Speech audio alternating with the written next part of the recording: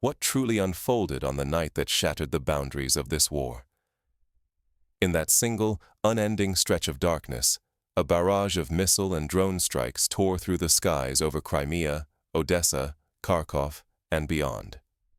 The thunder of explosions marked not just another escalation, but a turning point, a moment when the rules were rewritten and the conflict entered a new, more unpredictable phase. This was no longer a simple clash of armies. It became a fierce contest of nerves, supplies, and technology. Precision strikes targeted command posts and vital supply depots, leaving behind more than charred ruins. Each explosion hinted at a calculated effort to paralyze the enemy's ability to organize and retaliate. Behind the smokescreen, whispers grew louder. Among the dead and wounded were not only local troops, but also foreign military experts. If these reports hold true, the consequences could ripple far beyond Ukraine's borders, raising the risk of wider, more complicated involvement from unseen players. Yet another battle raged in silence, across airwaves and screens. Competing narratives, deliberate leaks, and crafted rumors became as crucial as any missile. Public opinion, shaped and twisted by information warfare, now stands shoulder to shoulder with artillery and drones on the front lines. Ignore the truth of this night, and you risk missing the real story of how modern wars are won or lost. Logistics, technology, and media now wield power equal to firepower. Those blind to this reality may find themselves outmaneuvered, their strategies obsolete before they even begin to fight. To understand how everything changed, we must return to the opening moments of that night and trace every twist, every detonation, as the old world gave way to the new. Let us step back to the first warning sirens and follow the chain of events as each decision and explosion reshaped the battlefield. This is how the war's true nature revealed itself. How did one Ukrainian operation send shockwaves across the entire front? To understand, we have to rewind to a single night when every second mattered, and choices carried consequences far beyond the battlefield. The fate of whole regions seemed to teeter with each detonation. It started late at night. Concealed by darkness, Ukrainian forces executed a precise, high-risk strike toward Crimea. Their objective, crucial military and logistical nodes, aimed at crippling Russian control and probing the very edges of air defense technology. Russian air defenses reacted instantly. Sirens screamed, searchlights cut the sky, and sophisticated missile batteries sprang into action. What followed was not just a contest of firepower, but a battle of algorithms and nerves, a chess match in the clouds, where every decision could spell survival or catastrophe for vital infrastructure. Yet the impact did not stop at Crimea. Almost at once, chaos and explosions rippled eastward, reaching as far as Rostov and multiple other regions. Surveillance feeds and open-source monitors exploded with reports, detonations, alarms, intercepted missiles. The message was unmistakable. This was a coordinated offensive, designed to stretch Russian defenses and provoke a sweeping counter-response. As midnight passed, the information war caught fire. Prominent media and telegram channels in both Ukraine and Russia buzzed with alerts, speculation, and warnings, priming millions for a possible dramatic escalation. Each new update stoked anxiety and anticipation, deepening the sense that something unprecedented was in motion. To the casual observer, it might seem like another night of attacks and retaliation. But under the headlines, a sophisticated dance of escalation and deterrence was unfolding, each side searching for vulnerabilities, each counter-move subtly shifting the rhythm and logic of the conflict. The true story is not scattered explosions, but a deliberate effort to paralyze chains of command, disrupt supplies, and manipulate public perception. Missing these layers means failing to understand not just this night, but the war's evolving future. But what made this night truly different were the targets, and the rumors swirling around foreign involvement. The next phase would reveal just how deeply the conflict's character was changing. Why did the explosions in Odessa and Kharkov send shockwaves far beyond physical destruction? Because they targeted the nervous system of Ukraine's war machine, its supply lines and command hubs, threatening to cripple not only weapons, but the decision-making and coordination that fuel every military advance. First, Odessa. This port city in Ukraine's south endured a relentless series of precision strikes. These were no random blasts. Witnesses reported powerful secondary explosions and infernos burning through the night, clear signs of military targets going up in flames. Investigators now suspect the destruction of concealed drone depots and boat storage facilities. These locations were more than storage. They were the core of Ukraine's drone and naval operations, the very assets used in daring strikes on Crimea and the Black Sea Fleet. Adding further intrigue, persistent rumors swirl about the presence of foreign NATO specialists at these Odessa sites. If verified, their role in coordinating advanced drone tactics would mark a dramatic escalation. Such involvement would embed international expertise deeper into the conflict, making these logistics centers even more crucial and more vulnerable than ever before. Kharkov, meanwhile, faced its own barrage of targeted attacks. This time, the focus was on rocket artillery units suspected of launching cross-border strikes into Russia. Reports indicate that not only were the launchers destroyed, but their crews, recently responsible for barrages, were also struck. This was not a knee-jerk response. It was a calculated attempt to undermine Ukraine's offensive power at its very source. The consequences go far beyond lost equipment. Attacks like these threaten to snap the links in Ukraine's operational chain, disrupting the steady flow of drones, ammunition, and orders from commanders to frontline troops. When logistics collapse, operations stall, and the delicate balance of attack and counterattack is shattered. In a conflict where a single hour can change everything, such paralysis might cost not just territory, but the initiative itself. There is a deeper risk. Losing the ability to coordinate means losing precious momentum. Each moment spent patching supply lines or restoring command is a moment ceded to the enemy, shifting the odds in an already volatile fight. But these strikes also raise urgent questions beyond the immediate battlefield. What do they reveal about the war's next phase? And how might deeper international involvement reshape the conflict's future? The battle is no longer just about front lines or territory. It is about who can adapt faster in a new era of warfare. As rumors and evidence of foreign involvement grow, the stakes for Ukraine, Russia, and the world are entering uncharted territory. Is this the calm before another storm, a true turning point, or simply a pause before the war's next escalation? With the destruction of key command centers and logistical hubs in Odessa and Kharkov, Ukrainian attacks on Crimea are forced into a temporary retreat. Their operational backbone shattered, Ukrainian forces now scramble to re-establish supply lines, relocate their planning, and adjust to a battlefield where nowhere feels safe for long. Yet beneath this lull, a more explosive danger simmers. If rumors about foreign personnel casualties prove true, diplomatic shockwaves could ripple outward. Such revelations threaten to widen the conflict's scope, risking deeper involvement from outside powers and raising the specter of the war spilling far beyond its current borders. Both militaries find themselves under crushing pressure to adapt on the fly. Moscow has won a fleeting advantage, a slim window in which to reinforce Crimea and rethink its defenses before Kiev regains momentum. For Ukraine, the stakes cut to the bone, to restore command, secure logistics, and convince both its own partners and its people that the fight is far from lost. But these battles are not just waged with missiles and drones. Tonight, the information war rages just as fiercely, with Russia and Ukraine unleashing a torrent of images, statements, and narratives across global media. Each side fights not only to hold territory, but to define victory, assign blame, and win international support. In this arena, every clip and every post is a weapon, sometimes more decisive than any missile. The risks of misunderstanding this fast-moving conflict are immense.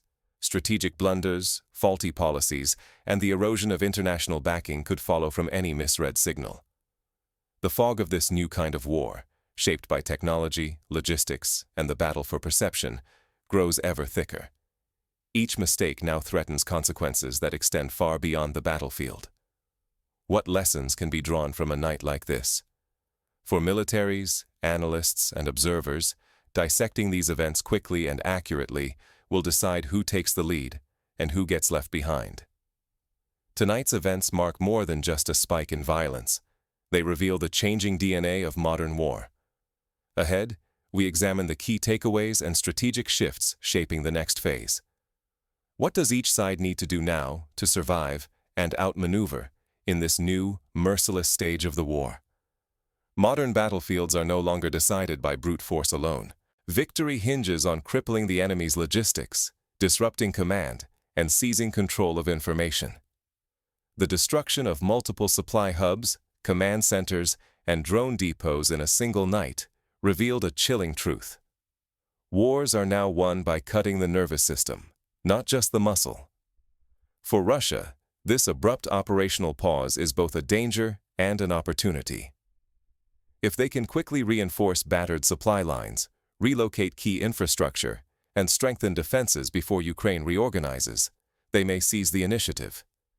If they hesitate or misjudge, they risk losing this narrow window and inviting disaster. Ukraine, reeling from sudden losses, must adapt or risk defeat. Restoring shattered coordination, dispersing assets, and reconfiguring logistics are urgent acts of survival. Every minute lost rebuilding networks or moving critical resources hands the upper hand to the enemy. Yet the fight is not just about rockets and trenches. Information has become a weapon as potent as any missile. Both sides wage media campaigns to sway international support, but missteps, exaggerations, false claims can erode alliances and weaken resolve. The battle for public perception is now a battlefield in itself. Drone warfare raises the stakes further. Success demands a constant stream of new machines, secure command centers, and resilient supply chains. If either side's logistical arteries are severed or their command posts exposed, paralysis will follow. Technology's promise turns to peril if the lifelines are cut. The risk of failing to adapt now is existential. Each error in coordination, each lapse in credibility, threatens not just the current front, but the entire campaign. In an era where high-tech warfare can escalate from a single miscalculation to global crisis, the margin for error has vanished. Soon, both sides will face tests even more severe as they race to rebuild, deceive, and strike back. The war's next phase will reveal who can learn fastest and who will pay the price for hesitation. Tonight's real lesson is brutally simple. In modern war, the targets are no longer just enemy positions, but the lifelines connecting every gun, every decision, and every story. In the span of a single night, the conflict between Russia and Ukraine veered onto a new and dangerous track. Explosions ripped through Crimea, Odessa, and Kharkov, not as isolated strikes, but as part of a deliberate campaign to shatter the very foundation of the adversary's war effort. Precision missiles and drones zeroed in on command posts, fuel depots, and the encrypted veins of communication that hold armies together. But this was not just about destroying buildings. Each hit was a calculated attempt to paralyze planning, stall supply movements, and fracture the rhythm of operations. Whenever a command hub or a logistics node fell, the impact echoed far beyond the blast site, forcing frantic recalculations, sowing confusion, and making room for rapid shifts in momentum. Yet, the most decisive battles unfolded in the invisible realm. As the physical front lines burned, another front opened across media, telegram channels, and the fevered swirl of rumor. Claims and denials about foreign involvement, whispers of sabotage, and the careful framing of each attack became weapons of their own, cutting deep into morale and shaping both domestic resolve and international judgment. In this war, even silence is weaponized. A blackout in a city block, a gap in official updates. These spark uncertainty, and in the fog, both sides fight to define the narrative. The struggle is not just for territory, but for the meaning of each explosion, each casualty, each hour of darkness. The greatest danger now is failing to see how the front lines have multiplied. They run through fiber optics as much as through trenches, through hacked manifests as much as through shelled bunkers. Only those who grasp these shifting hidden dimensions will hold on to true strategic power. Everyone else risks being outmaneuvered, outpaced, and left clinging to outdated assumptions as the world changes around them. This night redrew the map of modern war. The shape of what comes next is being traced not only in the ruins of warehouses, but in the stories that flicker across smartphone screens. To keep pace, you must watch not only the battlefield, but the systems and stories humming beneath it, because that is where tomorrow's victories and defeats will be decided. But to truly grasp the magnitude of this night, and why it stands apart from past escalations, we must place it within the longer arc of military history. Throughout the ages, great conflicts have been decided not merely by the clash of armies, but by the ways in which those armies adapted, or failed to adapt, to new realities. Take, for example, the arrival of the tank during the First World War. At first, these lumbering machines were seen as curiosities. But as tactics evolved, the armies that learned to integrate tanks with infantry, artillery, and air support changed the very logic of battle. Those who clung to the old ways quickly found themselves outmaneuvered and outmatched. A similar transformation occurred in the Second World War with the advent of radar and encrypted communications. The British victory in the Battle of Britain was not just a triumph of pilots, but of engineers and codebreakers who could anticipate German raids before a single plane took off. The Enigma machine's secrets proved as consequential as any bomb. Today, we are witnessing another such turning point. Drones, precision munitions, and real-time intelligence have collapsed the distance between decision and destruction. The events of this night in Ukraine echo these historical transformations, demonstrating that those who master the new tools of war and the stories told about them will shape the outcome. Consider a hypothetical scenario. Imagine that, in the days following these strikes, Ukrainian forces attempt to regroup and retaliate. Their command centers, now scattered and forced deeper underground, must rely on mobile communications and ad hoc logistics. Each new supply truck, each movement of ammunition, risks exposure to surveillance and attack. The tempo of operations slows, and every delay compounds the challenge. Meanwhile, Russian forces, aware of the fleeting nature of their advantage, rush reinforcements into Crimea, fortify critical nodes, and deploy electronic jamming to disrupt any new drone attacks. They know that the window to act is narrow. Just as in chess, a single miscalculation could hand back the initiative. But the real wildcard is the international dimension. If reports of foreign casualties are verified, the political cost could be immense. We have seen in previous conflicts, such as the Vietnam War or the Soviet intervention in Afghanistan, how the involvement of outside powers can transform a regional war into a global crisis. Public outcry, diplomatic threats, and the risk of escalation all become real, immediate dangers. For policymakers and military planners, the lessons are stark. First, assumptions must be constantly re-examined. The rapid destruction of supposedly secure facilities in Odessa and Kharkov shows that no location is truly safe. Second, adaptability is paramount. The side that can reconstitute its logistics, rewire its command, and control the narrative will gain the upper hand. Practical steps for survival in this environment are clear, yet difficult. Secure communications must be established, often through decentralized and resilient networks. Mobile command centers, hidden, frequently relocated, and shielded from electronic surveillance, become the nerve centers of operations. Supply lines must be diversified, with critical assets dispersed and camouflaged to avoid catastrophic losses from a single strike. At the same time, information management is crucial. Both sides must craft messages that sustain domestic morale and international support, while actively countering enemy propaganda. This can mean releasing carefully curated video footage, leveraging social media influencers, and conducting real-time fact-checking to blunt the impact of rumors. Historical parallels abound. The North African campaign during the Second World War was shaped as much by the logistical race across deserts as by direct clashes. Rommel's Africa Corps and the British Eighth Army each sought to outmaneuver the other by cutting supply lines, disrupting fuel convoys, and seizing key depots. the loss of a single fuel dump could stall an entire offensive. In the modern context, the destruction of drone depots in Odessa or rocket batteries in Kharkov could have similar effects, forcing a pause, causing confusion, and granting the enemy time to consolidate. Looking ahead, we can imagine several scenarios. In the best case for Ukraine, rapid adaptation allows for the dispersal and redundancy of assets. Drone production shifts to smaller, mobile workshops. Command functions are spread across dozens of hardened sites, and new supply routes are established using civilian cover and deception. In this way, a single night's losses are contained, and the initiative is soon regained. For Russia, the challenge is to exploit the momentary disruption.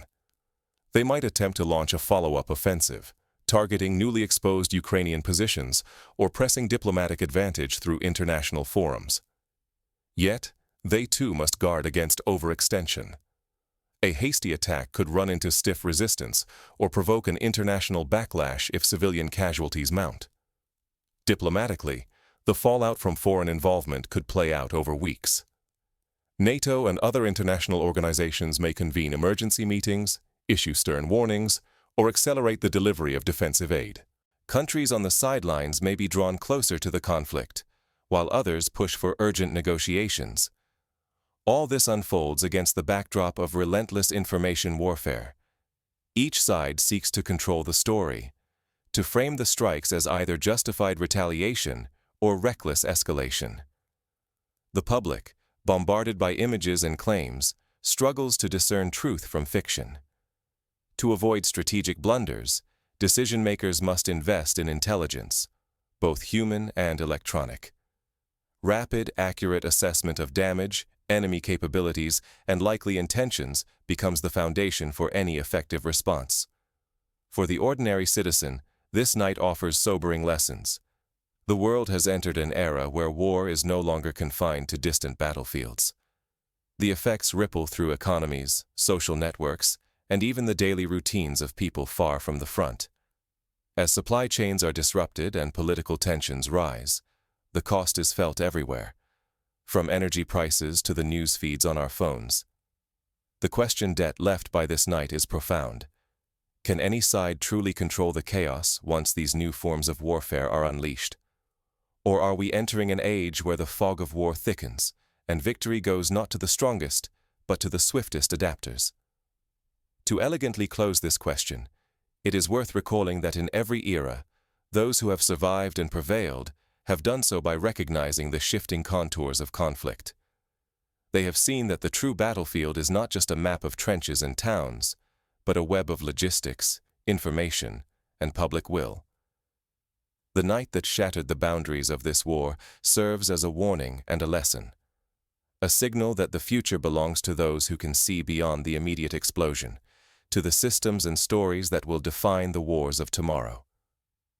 In the end, the night's events are not simply a chapter in the ongoing conflict between Russia and Ukraine. They are a blueprint for the wars of the 21st century, a relentless contest in which every strike, every rumor, every decision reverberates across continents. To keep pace, we must watch not only the battlefield, but also the silent networks of supply, the coded messages, the shifting alliances, and the evolving narratives. Because in this new age, the victor will be the one who masters not only the art of war, but the science of adaptation and the power of story. The war has changed. The world is watching. And the next move belongs to those who can see the whole board.